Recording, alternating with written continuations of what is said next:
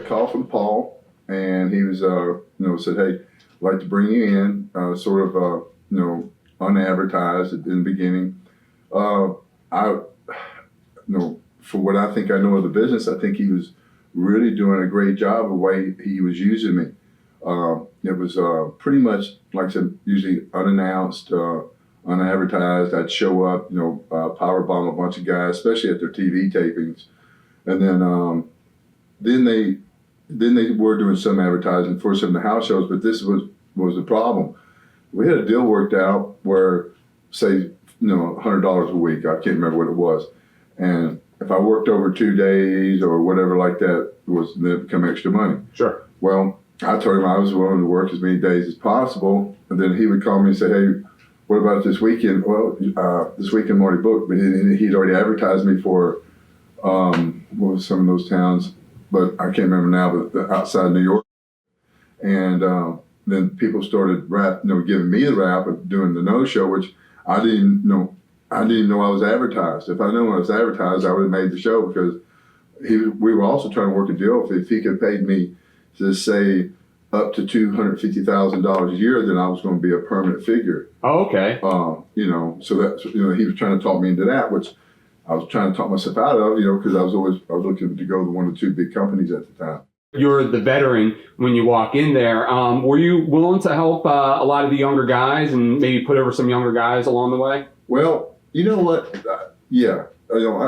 Let's see. I think sometimes the word veteran is overused and overexposed and used too loosely. I was, I think we all, it's all of our jobs, a beginner or, veteran, come in, this is how simple the business is. You come in, they spend a lot of time getting you over. You get into a process after that of maybe hopefully being in a position to draw money, get into the middle of something. And once you've had your run, it's given to give back. So then you put people over who will, hopefully help them, get up to the next level. Were you surprised when you came into ECW at how well you were received by the fans? I really was. I'll tell you, truthfully, that was one of the probably the second most fun I've had in the business. Wow. First most fun I think I ever had when I first started down in Continental. The reason why that was there, because no pressure. I didn't know what jealousy was. I didn't know people didn't like me because of, for whatever reason. So a lot of those things were hidden. But ECW, after knowing some of those things, those guys were all really nice to me. From Sabu to Rob Van Dam, One Man Gang, just all the guys there were just super, super cool to me, and went out of the way to really make me look good. And got to do, ECW is sort of like,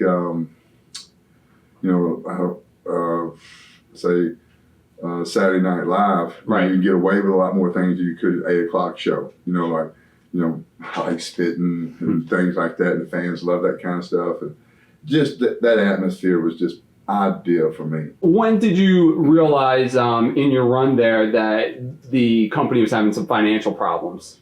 Well, I knew, talking to Paul, that they were struggling a little bit, because a lot of people weren't getting their money. A lot of people checks were bouncing, stuff like that. Even one of mine bounced, but I give you a story about it. One time I was doing an independent show for Mike O'Brien, and they were doing a television taping at Harlem. ECW? Yeah. Okay. The little venue they always do, that little place. It was really nice. Well, I showed up unexpectedly. Queens. Well, I showed up, and Paul was freaking, because I was with Tommy Rogers. Tommy Rogers was owed some money as well.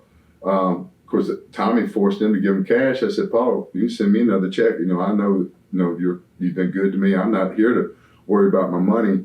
I'm just here to drop in and say, what's going on? Why haven't you called me? Things like, I'm getting the rap of not doing no shows, and you haven't told me that I was booked on any of these shows. And he was so paranoid, he wouldn't let me, let anybody see me through the curtain and stuff like that.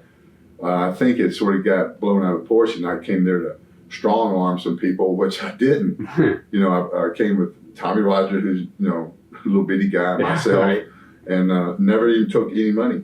He sent me my money, and the check was good. What do you remember about working with the Dudleys? Was that at Asbury Park? I believe it was. Yeah, pay-per-view? Yes. Yeah, Sabu was involved. You know, that's the thing about it is those guys all were, Bubba Dudley, and then it was Devon. Right. Devon was a really super nice guy. Bubba, a little bit of a prima donna.